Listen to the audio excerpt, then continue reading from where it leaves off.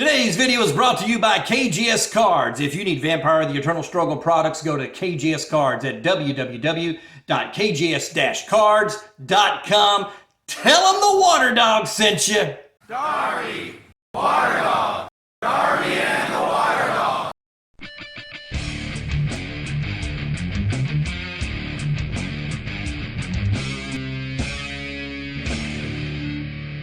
Greetings and salutations, and welcome to a special read between the lines, Darby and the Water Dog, because I am with the Hall of Famer, Oh, Jesus. #1 ranked American U.S. player, former #1 in the world, second in the world, and he's from the greatest city in the United States, Lyons, Colorado. There it is. Darby Keeney, man. Good to see you, brother. Yes, sir. And Darby's been wanting to do this for a while. This goes all the way back to our interview that we did with Darby almost about 2 years ago. 2 years ago now. Yeah, and just coming back where he wanted to just kind of break down some things about timing more than anything else. So we're going to look at things like eagle sight, Right. and some direct intervention, I believe, right? Yeah, we're just going to look at, how things fit together, and that's the whole thing. The game's supposed to be about processes. Sometimes it is, sometimes it's not.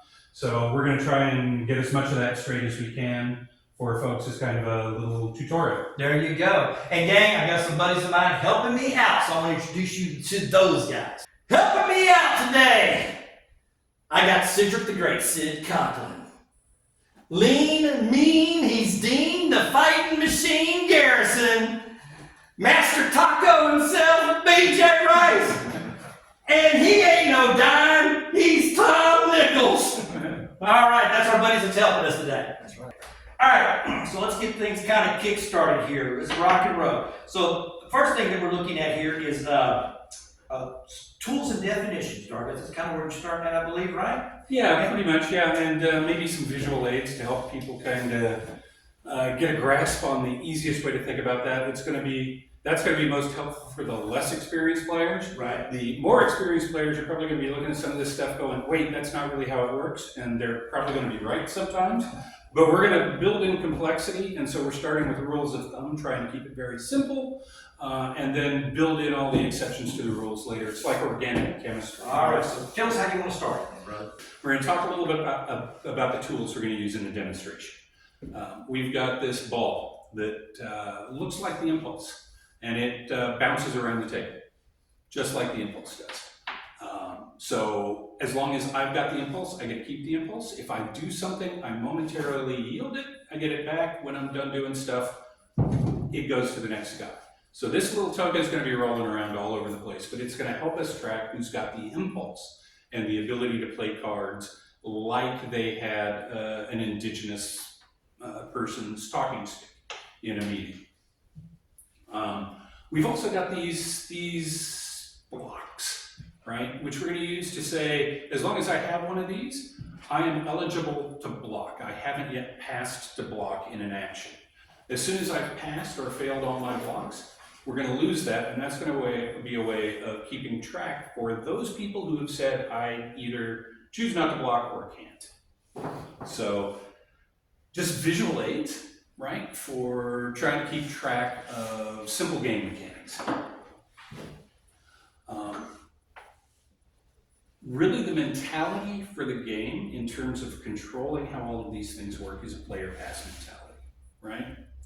So you do things when you have this until you're done doing things, and then it's got to move. The next person also has to do things or pass. So the whole game is, I'm going to do something or I'm not going to do something. And if you keep thinking about the game in that process, it goes pretty quickly and the tools become easy to use. There are times when I, as the acting player, have to give this up. And there are also times that I don't have to, but I can choose to. The number of times that you have to give it up is way greater than people really understand. There are all kinds of places in the game where you're forced to transfer the impulse even though you may not want to. We'll go through some of those windows that people may or may not know about a little later in the video. But the bottom line, the basic rule of thumb, which is what we're really trying to cover here, is if you think there's a break point where you have to pass the impulse, there Probably is. If you think that there's anything that could fit in that window, there's probably a mandatory impulse pass associated with it. Cards are played in kind of a weird way that people don't think about with respect to timing. If you play a master card, you're going to pay for it, play it, and resolve it all in the same time. And that's something people don't often get, and that's all even before the card should be before the card is replaced. We've got a couple of old archaic rulings about you have to play a card and pay for it when you play it. Cards are pay to play, which is why Centalios works the way he does. We've also got a ruling saying that if you go to 0 because you pay the cost, the card still resolves, and if it gives you pool, you stay in the game. So that means that all of those things actually have to fit in the same window. So kind of esoteric with respect to timing, but we'll get into some of that as well. Okay. So what's going to be our first example? Give us the first example as we roll. Okay, sure. Let's jump straight to just kind of how the impulse goes with respect to normal actions. Gotcha. Let's do this. I've got an action. Let's say that we all have vampires. It's a cross between Ian Forrestal and Mata Hari and Vlad Tepes. Your vampire can play any card in the game ever printed. Okay? That's going to make it easy because I've given you all kind of random assortments of cards that fit in weird windows. And so if I have an action that is directed at a single person, I bleed you. As soon as I announce an action, you guys all get block tokens. Okay?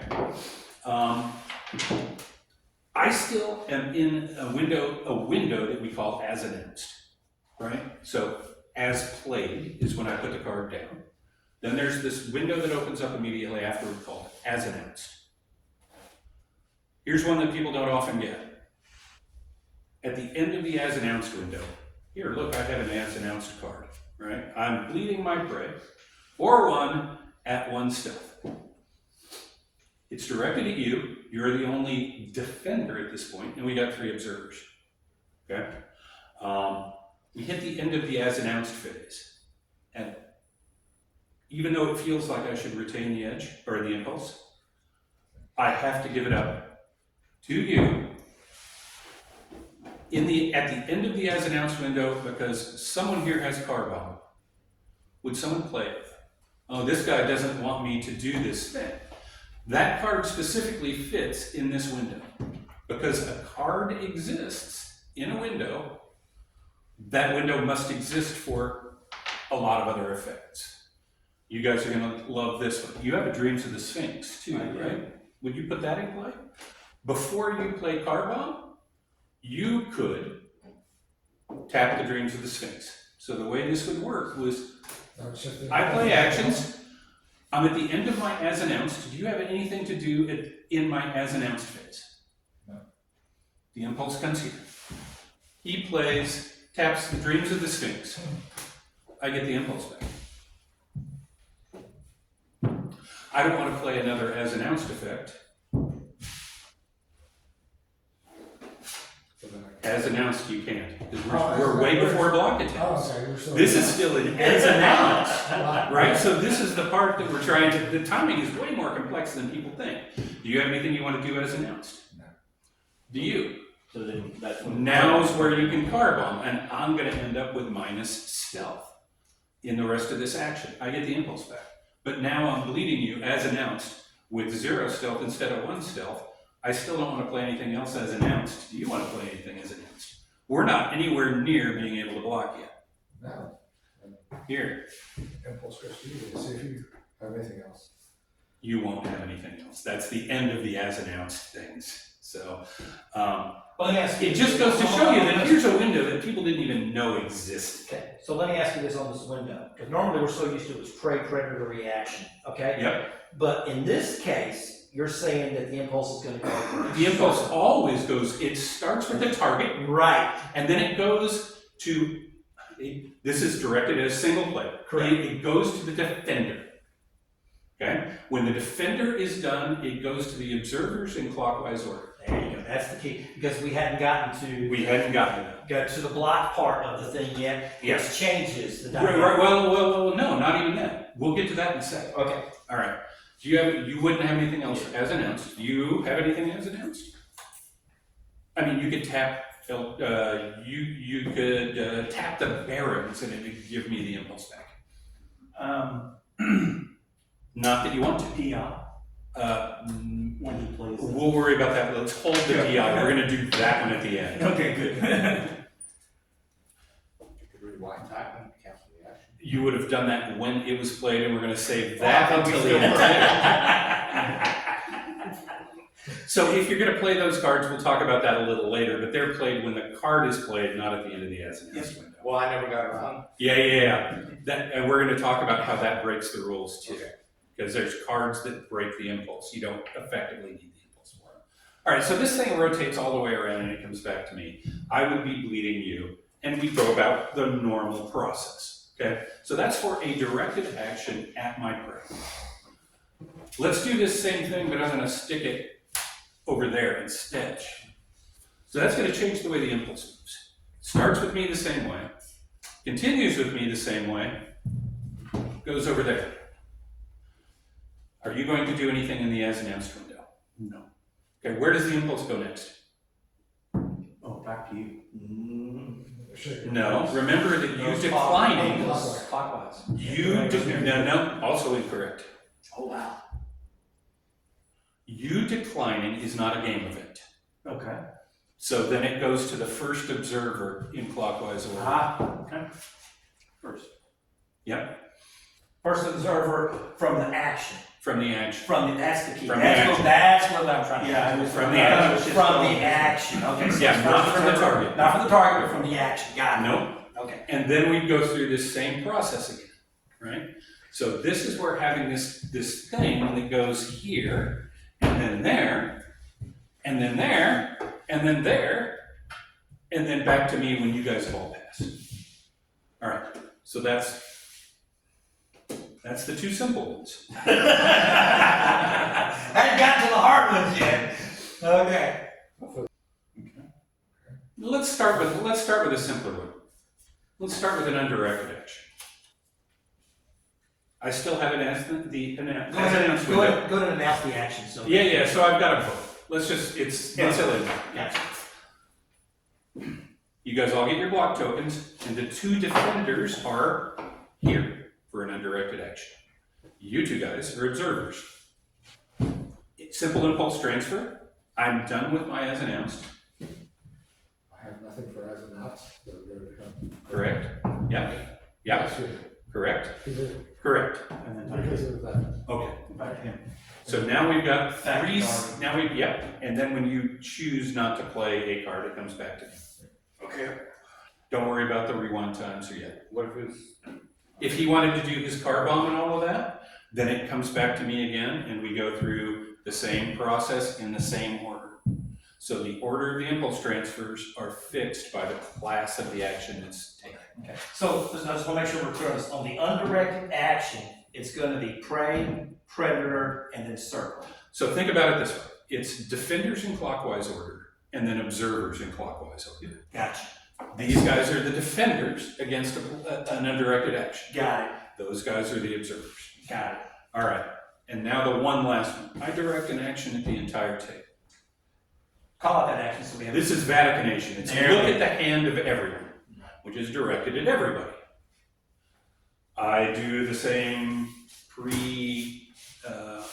as announced thing. Where does the impulse go next? This action targets everyone at the table. So everyone at the table is a defender. Right. And if I have you're eager to play that. If I have an action that targets Sid and PJ, the impulse would go here, here, here, here, and here. Okay. All right. That's good clarity, Darby. That's just the beginning. That's what I'm saying. That's really good clarity to understand how the impulse works. That's really good clarity. Right. And so that demonstrates two things. First, that there's an impulse transfer that exists in a window that almost nobody knows about. at the end of the as announced phase because of a single card that Sid has, Carbo. That's the only card in the game that fits in that window. But because that card exists, it creates the necessity to have an impulse transfer there.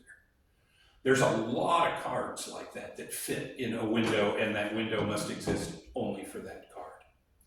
We're going to talk about another one right now. Who has Heidelberg? Me. Yeah, stick that thing on the table. Okay, you'll love this, right? I'm in my minion phase, and before I can act in my minion phase, can't act. You know why? That card is used in a window in between actions, and you can't deny him the opportunity to use it. So I can't announce an action in my minion phase until I pass the impulse around. And now you can do that, and then it comes to me, it skips in. Yeah. Would you put your dreams back on that? I haven't acted yet. You can tap the dreams in here, right back to me. So the window exists because of that card, but that doesn't mean that that's the only thing that can fit in that window. Yep. Again, But now, let me ask you this, when it's the player's turn, when it's your minion phase, okay, and you have passed the impulse and someone has reacted, the impulse goes back to you no matter what? Yep, and let's provide an opportunity, let's provide an example of that. You have a wake, right? I don't believe so. Somebody's got a wake. You've got a wake. Would you pass him a wake? All right. I'm bleeding you. Let's assume we get by a whole bunch of stuff, right? And you've even gone so far as to decline to block. And you're now in the window where you want to wake and bounce, right? So we've got through all of this, and you get this, and you play, give me the edge, or give me the impulse back. You don't wake and block. You wake and the impulse comes back to me. Because you played a card and generated an effect. No one ever does this. I wake and block. I wake and bounce. You can't do it with it. If I can fit something into that window in between your wake and your bounce, I can do it. But most of the time, you can't. And then it comes back to you, and now you can play. Well, let me ask you this. Let's say you get the impulse back on the wake, right? Yep. You're going to get the impulse back on the wake. At that point, could you play a modifier? Any modifier at that time? I can do anything I want. I can increase the bleed in between his wake and his deflect. There we go. That's what I mean, there's a limit to the things that can be played there. Right. Because some modifiers can fit in those windows, some can't, right? I can't increase stealth because doesn't have an active block attempt. Right. Okay. So if he wakes and bounces, I get the impulse back in between those cards. Cool. All right. Very good. All right, we're going to take a little bit of a step back and start talking about blocks a little bit. Okay. Okay, so you get this back. So I've got an action coming at you, and it's at one stealth. I'm done with the as announced phase, and we pass this thing all around. And let's just say for now that nobody else is really getting involved, and we're just going to go straight to his block attempts. Okay. So you have a card that you can play with a locked vampire and get up and try to block. All right. So I'm getting the impulse back. After that, I can play. Where was I going with this? Now I know where I was going with this. I'm going to pass up your stealth. You have a rumor mill, right? No. Or a KRCG. Somebody's got a KRCG. Stick that thing on the table, please. I get to 3 stealth. I'm now passing your block attempt. No. You're still trying to block. Don't get too far ahead. You're trying to block, but you don't have the intercept necessary to block yet. Right. So that card can't be played yet. You still have this. You know, found a block. Yes. We're still in the block phase. No, hold on. I have one more stealth than you have intercept, and you are trying to block. This is another mistake everyone makes. I decline to block. You cannot decline to block in this. You can only say, I am currently not blocking. And then what do you do when you say that? Hopefully I can do that. No. Pass the impulse back. You pass the impulse to the next guy in line. Okay. Because I can force you into that combat. Now he can lock that because he has the impulse. He can generate that effect. He can Forcing intercept on you. forcing intercept. So this is Yeah. we see this a lot is I failed to block and they just say that that's the end of their block attempt. It is absolutely not, because it can go even worse than that. I'm gonna get another stealth. I'm gonna get another stealth. I have the impulse because I have to have the impulse to get the stealth. I'm gonna give it to you. You are still trying to block, but are one intercept short. Let impulse then pass The back. impulse passes. You got anything else you want to throw in at me, Sid?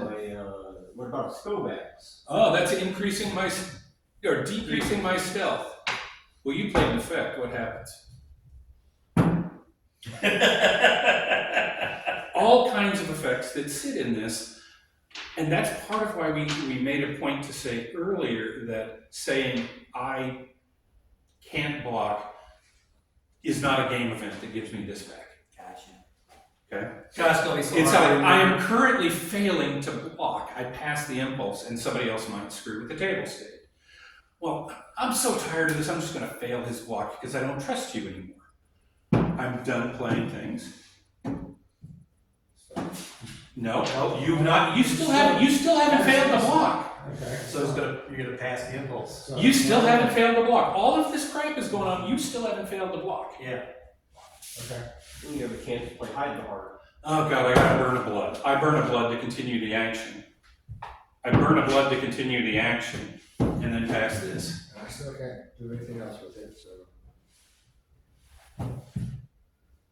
Yeah, you're not gonna have anything. No, I have. Although if you had like dreams in play, you could tap it and give me the Or impulse. And we're still not gonna talk about your cards. You're the rule breaker. You're here just to be a real corner. So all of this has now come around, and finally I've gotten by your block.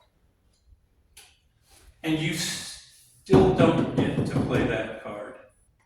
Well, you do get to play it now. You could play it now. I could play this. Right. You After you have could deflect at this point, yes. You could also hold that in your hand. Now, I'm going to ask you to do that for now. Okay. We've now hit the point where we've passed your block. Other people have opportunities to block. Because deflection doesn't say when you fail to block. It's when blocks are failed. Deflection says when all blocks are failed. After the blocks. Somebody has 5 Raven Spies Me. and an Eagle Sight, That would right? be me. Put your minion in play with your 5 Eagle Sight, or your 5 Raven Spies. All right, you failed to block, right? All right, but we're still in the blocking window. You now no longer generate block attempts, right? You're done trying to block. Yes. Lose this. So, It's gone. Now what do you do? pass the impulse. 2. Actually, we're gonna sit first, right? It goes to first observer in clockwise order. Okay.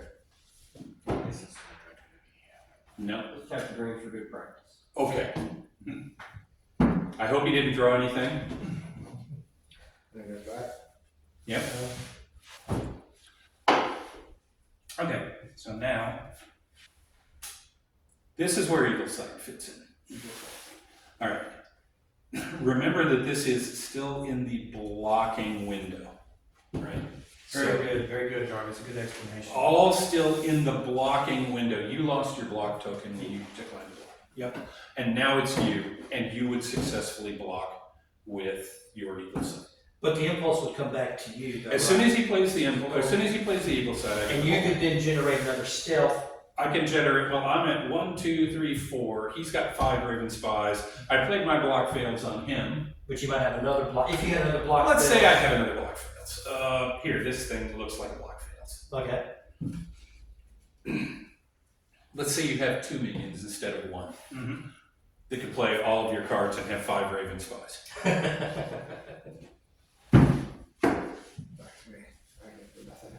So I play it on my second minion. You can play the Falcon's Eye on your second minion with 5 Raven spies. Yep. And then it goes back to you. And so that whole process, you just have to remember that we used to play that Eagle Sight could be played in a broader envelope of opportunities, but this is really its opportunity. Inside this window where you still have a blocking token, and that's before the action exits that blocking window, okay? The big question was always, can I hold on to my Eagles or to my Eagle Sight until after the guy plays his conditioning? And if the guy plays his conditioning right, the answer is no. I mean, I could have played my conditioning anywhere inside any of this stealth to draw more stealth, right? But if I can, I'm holding it until we get through all of this, and all of you lose your block eligibility tokens, and then I drop my conditioning. So there was always this, I'm gonna wait, and then that card now tells me that I can generate a block attempt. It doesn't, because you won't have your token by the time I play that conditioning. Does that make, you've got your eyes going up and down. Because we always used to jump in and snipe that conditioning. You can't do it. Yeah, because in reality what happens is you play the conditioning without giving anybody else the opportunity to. I play the conditioning. I play, well, so here we go. Let's finish the process. Yeah. Let's say that you don't play the Eagle Sight. I fail your block. You've got this. You no longer can generate a block. What happens to that? To the impulse. Yep. Now what happens to the impulse? You do whatever you want. Yep, and you lose your eligibility token. Now everybody's eligibility tokens are gone. This is my conditioning. It looks like an Ancillary Empowerment. That's where I would want to play it after you guys have all burnt these things. And then there's no way you can jump in with your Falcons. Yep. Then the impulse, when you play that, would then go to him. No, the impulse when I play this goes to the middle and comes back to me, and I can play another modifier. Just because I played conditioning doesn't mean he automatically gets the impulse. I have to say I'm done generating effects. Gotcha. Because you might have more than one effect. I might have... Like a command. Yes. So you play a command which gives Right, I might have another unlimited bleed modifier to dump in there as well. Correct. So I might play more than one card, and then I do this. And then that's when he has the window for his deflection. All blocks have been declined. Correct. All blocks have been declined. That card can now be played. Point at someone with that thing. Anyway, it doesn't really matter. Oh, okay. Let's go to Yeah, this is the guy who's the rule breaker. The rule breaker is now being played. What happens? He now gets a new opportunity to block, doesn't he? Oh, it's worse than that. Everybody gets your block eligibility token. And that includes Tom. And now it's you and me going through this same process that I went through with him before. And now you can play your Falcon's Eye. Yep. Right? After this and the whole thing. Right? So basically what you think about is anytime a target changes, then basically it's like the action was almost started again. Restarted. Yeah, it started again almost from the point right after the as announced window. So, I mean, you asked a long time ago, how do you play Eagle Sight? And that's as close as I can come to a simple explanation for it, because it's not simple. It's not simple. The bottom line is you need one of these, and you need to be the person who receives the impulse after the guy in front of you says, I passed my block attempts. I'm a capitalist. So one of the things I probably could be doing now is creating block tokens. Yeah, you could probably put money in these things. Yeah. The Darby block token. So I mean, that's the whole thing, though, is that how do these cards fit together? How do they interweave? I struggled with Eagle Sight. I mean, Carl and I had a wrong impression about this, and there was a thing in the rule book at one point that said declining to block, saying I can't block anymore. I choose not to generate another block attempt. Was a game event. They actually said that in the rulebook. They used the word event, and the connotation of an event is the acting Methuselah gets this impulse back. and can drop conditioning at that point, still leaving the eagle sight windows open. But what we want to do is we want to clarify that and make sure that people know that that's really not the way it goes unless somebody intentionally plays their conditioning in the middle of a stealth cycle. All right, man, this has been really, really good. So I know we don't have a whole lot of time left. So Yeah. let's just talk about real quick direct intervention. Let's just talk about when you use it and how in the process. All right, yeah, let's we're start gonna- from the beginning. We're going to talk about a couple of things, right? We talk about the impulse and how it controls everything that we do in the game. Right. It really doesn't. There are 3 classes of cards that don't require the impulse to play effectively. Those are cards that say when a thing happens, it creates its own window. They call that the golden rule. I hate this. I think it's terrible. Gotcha. Anything that says cancel, you can think about stealing the impulse.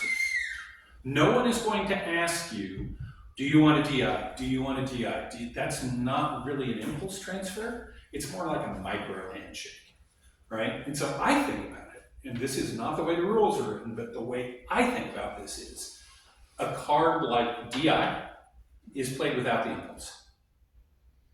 Because I'm holding the impulse while I'm announcing the card.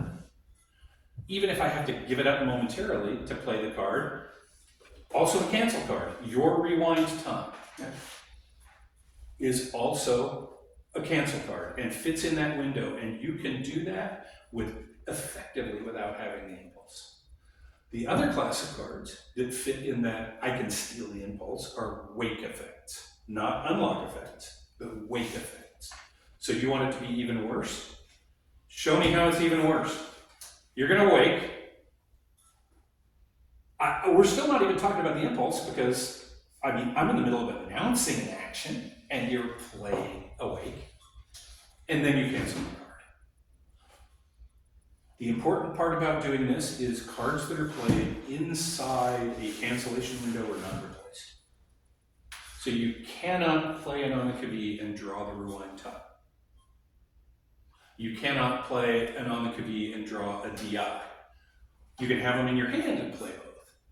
But cards aren't played until you're through the cancellation window.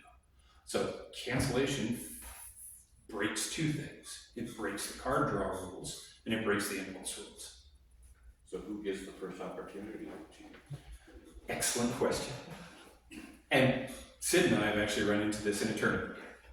We both wanted to DI a card that another player played. In spite of the fact that I'm going to say that those effects don't require the impulse to access, they follow the same order that you would use for the impulse.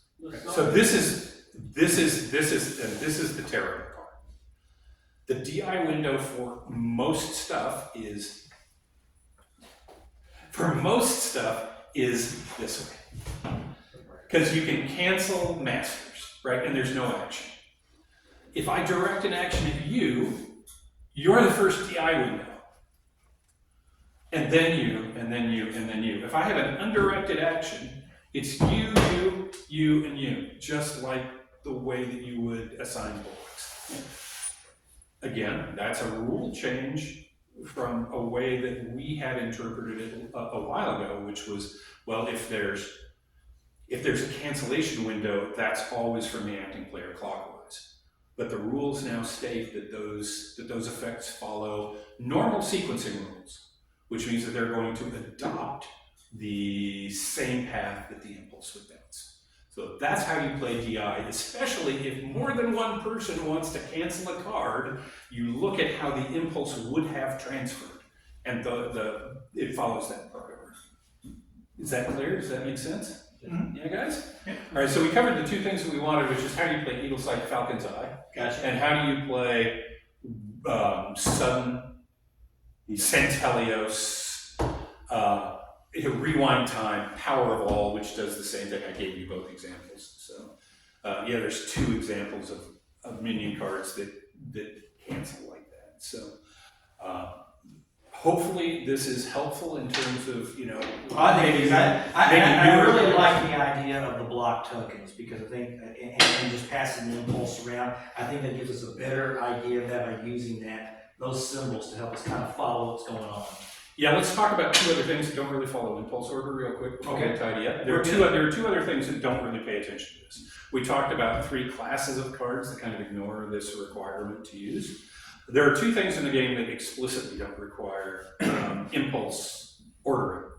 That's casting votes in a referendum and bidding for a card that you're trying to buy from someone with like a MasterCard that steals it. That's all free format, and it's like playing slapjack. Whoever gets their words in first has the priority there. There were some questions at one point about, is there a set of impulse transfers after everybody casts their votes in a referendum? And the answer is yes, because otherwise you could never play Scalpel Tongue as a reaction. So yeah, everybody, at the end of the polling process, there's a mandatory shift. And at that point, you're like, play your Scalpel Tongue when you get it, or don't play it. So, just kind of a, we talk about, for a long time, I was like, this thing is what makes the game work. If we just codify how this works, and then the deeper you get into it, you realize this really doesn't work. It takes too long to roll a game. It's not just that it takes too long, it's just your cards break this. They don't use it. Wakes, we see wakes in every game. They don't use this. We see cancel in every game. They don't use this, right? So, I kind of got off the bandwagon about let's just make the impulse the be-all, end-all, because you can't do it. Yeah. Well, I do appreciate it, Darby. I mean, just think that really clarifies some things. I mean, just to have the idea of, and to know things, when the block tokens hit the table, so that when everybody has the opportunity to block and know the path of it going into the circle and everything else, that's all really great insight. I think it's going to help a lot of players. I think it's going to help them out a lot. Yeah, I'm a big fan of analogies and audio-visual aids, and this is how this just made sense to me. It may not make sense to other people. I don't know. Give it a try in your play group if you got new players. Having these things around for new players. Yeah, I like the idea. Well, we're top them, so we're going to use them. I appreciate it. Hey, this has been Darby and the Water Dog, brother. This is just the first of 100 episodes. I want to thank